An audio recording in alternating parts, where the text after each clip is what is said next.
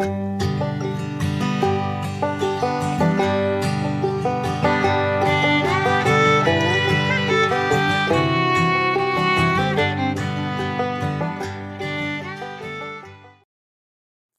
the earliest days of Christianity, a major element of theology in most Christian sects is that the Jewish people have missed out on God's purposes because they rejected their Messiah.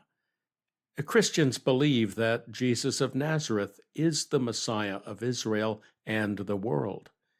In the original Hebrew, his name, Yeshua, and his title, Messiah, refer to his role as the Savior and King of Israel. So, if the Jewish people, who are the visible remnant of Israel, are no longer Israel because they rejected their Messiah, then what happens to all those promises God made to Israel? The theological conclusion is that someone else, namely those who have accepted Jesus, took their place. This is the reasoning of replacement theology. Those who hold to it point to the New Testament to justify their premise, using passages like this from Paul. But may I never boast except in the cross of our Lord Yeshua the Messiah.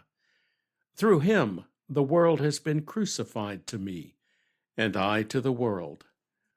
For neither circumcision nor uncircumcision means anything, but only a new creation. Now as many as live by this rule, shalom and mercy on them and on the Israel of God.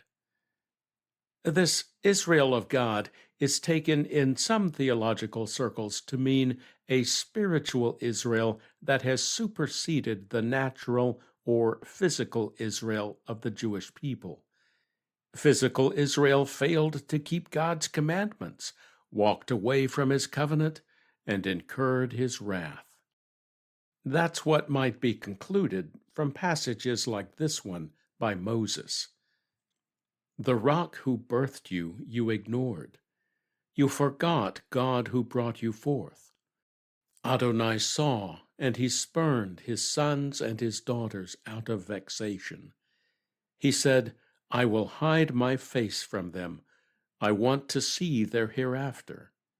For they are an upside-down generation, children with no faithfulness in them. They made me jealous with a non-God.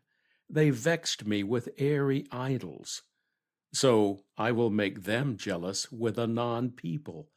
With a foolish nation I will vex them. For fire has ignited in my nostrils.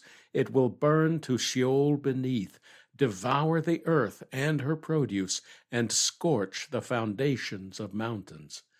I will heap calamities upon them. With my arrows I will finish them. There is peril in taking Scripture out of context. In this case, the peril is missing the whole point of God's plan of redemption and Israel's central role in that plan.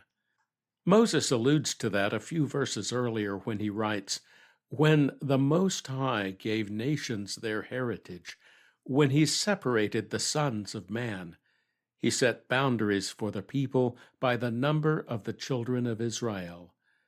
But Adonai's portion is his people. Jacob is the share of his inheritance. This passage is the song of Moses.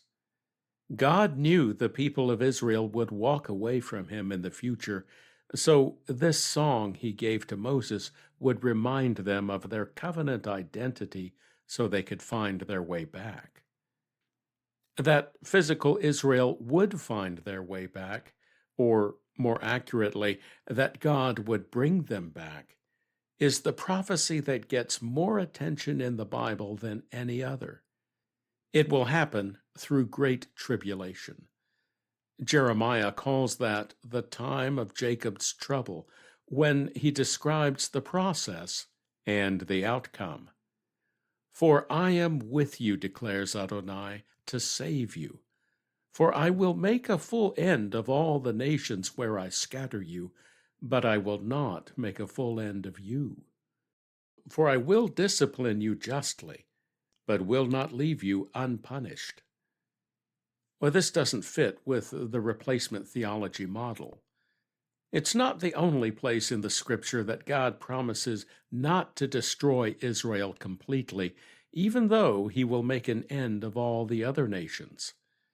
Apparently, he is serious when he said that Israel is his inheritance.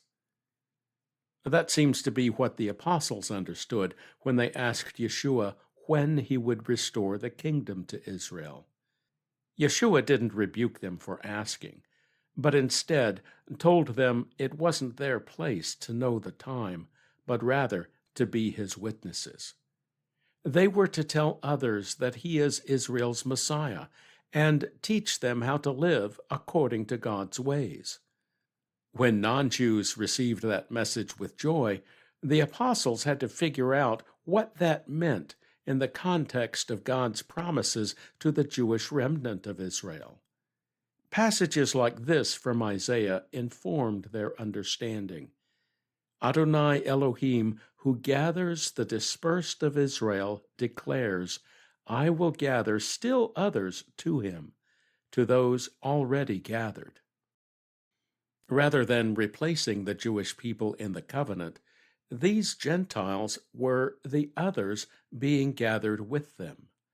That's why Paul can refer to Gentiles as becoming part of the commonwealth of Israel and Abraham's seed or descendants.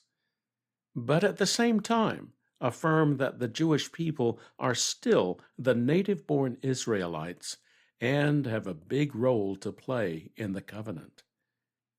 The irony is that it's not the Jews who are replaced in God's covenant plan, but the non-Jewish nations. That's what we realize when we take this to the logical conclusion. If Israel is God's inheritance, and if he intends to make an end of all other nations, then that means the only nation that remains in the kingdom is the nation for whom the kingdom is named, Israel.